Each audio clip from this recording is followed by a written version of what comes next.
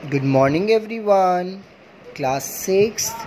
Today we will wind up this chapter number 1st of our history book. So without wasting our time, let's open page number 4. So I Vashish Nirwal from Scholars Pride welcomes you all in today's class. So let's start finding out our past.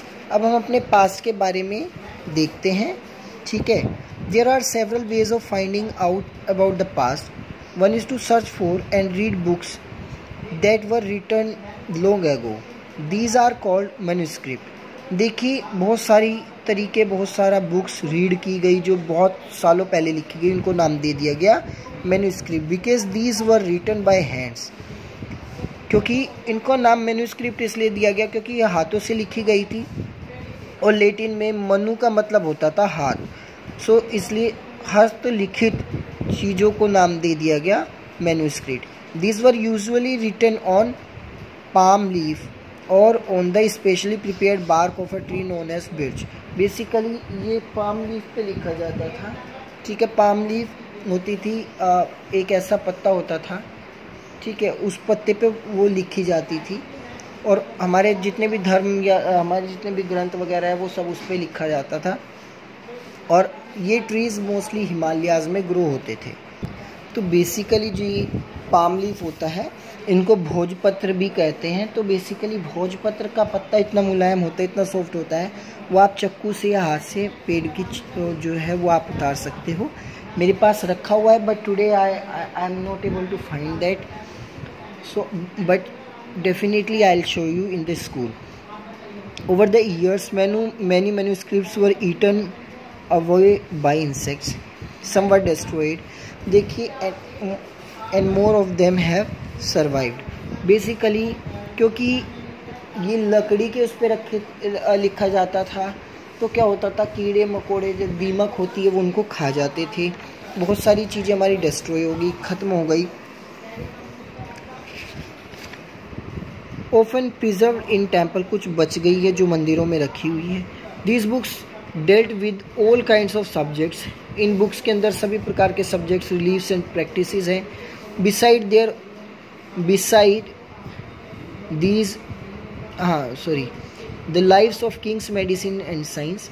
In books में राजाओं महाराजाओं के बारे में, हमारे धर्म के बारे में या जो हम प्रैक्टिस करते हैं उसके बारे में सब कुछ उसमें रिटन वे में लिखा हुआ है। Beside these there were epic poem plays. इसमें ग्रंथ लिखे हुए हैं, कविताएं हैं, उपन्यास है, नाटक है। Many of these were written in Sanskrit. बहुत सी तो हमारी संस्कृत भाषा में लिखी हुई है और बहुत सी हमारी प्राकृत भाषा में या तमिल भाषा में लिखी हुई है। Which can also study inscriptions. They are written These are writing on relatively hard surfaces such as stone or metal.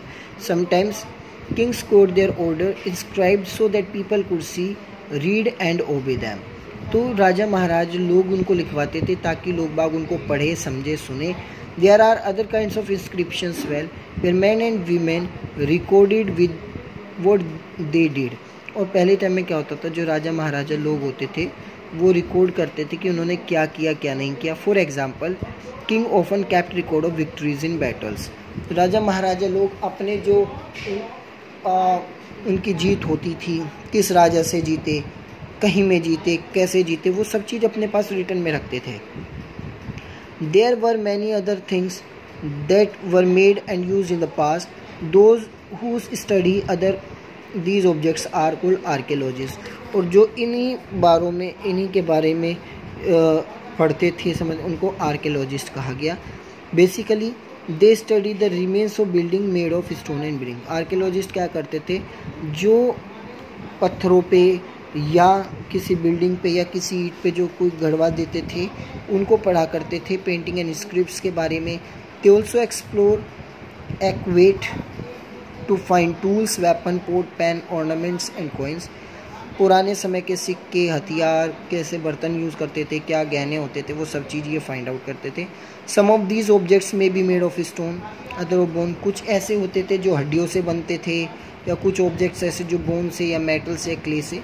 Objects that are made of hard imperishable substance usually survive for a long time, जो hard material से बनते थे वो लंबे समय के लिए रहते थे। Archaeologist also look for bones, archaeologist bones को भी देखते थे, जैसे bones of animals, birds and fish, to find out what people ate at the past. तो उनसे पता लगाते थे कि लोग पहले टाइम में क्या खाते थे। Plant remains survive for many years, if seed of grain और pieces of wood have been burn they survive in a charred form. तो ये देखिए सब पहले टाइम की पोइट्री वगैरह है। लगभग 4700 साल पहले ऐसे ऐसे सिक्के भी हुआ करते थे, ऐसे पोट हुआ करते थे। ये ओल्ड सिल्वर कोइन है, लगभग आज से 2500 साल पहले ऐसे चलते थे, ऐसे घड़े हुआ करते थे ओल्ड सिटीज़ में। तो historians that is scholar who studied the past, जो अपने आप में बहुत महान ज्ञाता हुआ करते थे, जो इनके बारे में पढ़ते थे। Often word source to refer the information found from manuscripts, inscription and archaeology.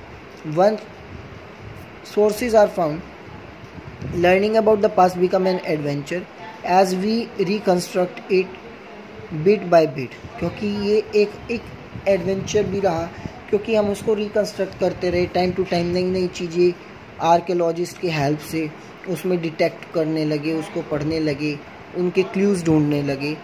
तो ये सब चीज़ें उस टाइम होने लगी। वन पास्ट और many. Did you notice the title of the book, Our Past? We have used the word past in plural to draw attention to the fact that past was different from different groups of people.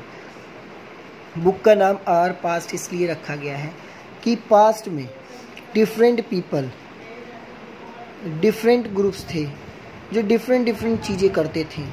उनका life style अलग था, वो राजा महाराजाओं से अलग थे। व्यापार अलग पर्पज से करते थे। क्राफ्ट पर्सन का अपना अलग रुतबा था। Also as it is true even today, people follow different practices and customs in different parts of the country. आज के टाइम में भी देश के हर एक कोने में सभी लोग अलग अलग कार्य करते हैं। For example, today most of the people living in the Andaman island get their own food by fishing, hunting and collecting forest produce. By contrast, most people living in cities depend on others for supply of food. Differences such as these existed in the past as well. तो Andaman island में आज भी लोग बाग fishing, hunting और collecting forest product को collect करते हैं, फिर उनको सिटीज़, और इसी तरीके से लोग बाग सिटीज़ में भी इन सभी चीज़ों पे डिपेंड होते हैं। डिफरेंस कहाँ आता है उनके रहन सहन के तौर तरीक़ों में।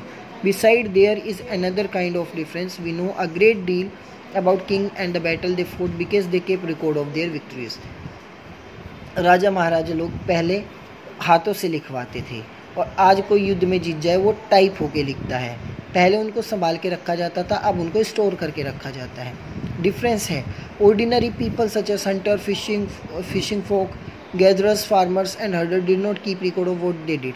पहले टाइम में ये लोग हिसाब नहीं रखते थे, हंटर्स हो गए, गैदरर्स हो गए, फार्मर्स हो गए। लेकिन आज के टाइम में फार्मर्स ने कितनी फसल बोई सबका हिसाब रखता है, एक दूधिया ने कितना दूध बेचा उसका हिसाब रखता है। While archaeology help us to find out about their lifes, there is much in the remain unknown. आज भी बहुत सी चीज़ें ऐसी जो हमारे लिए अननोन हैं। वो डू डेट मीन्स, डेट्स हमारे लिए क्या मायने रखती हैं।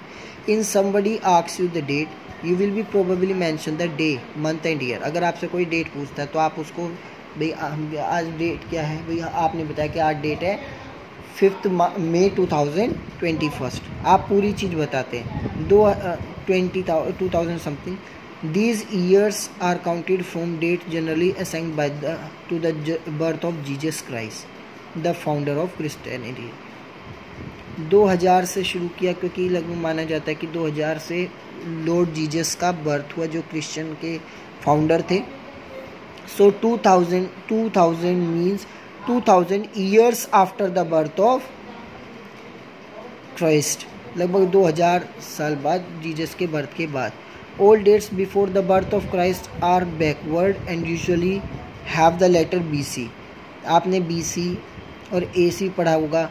BC का मतलब था बिफोर क्राइस्ट. जो जीसस के जन्म से पहले पढ़ेंगे वो BC होगा, जो जीसस के जन्म के बाद होगा वो AC होगा.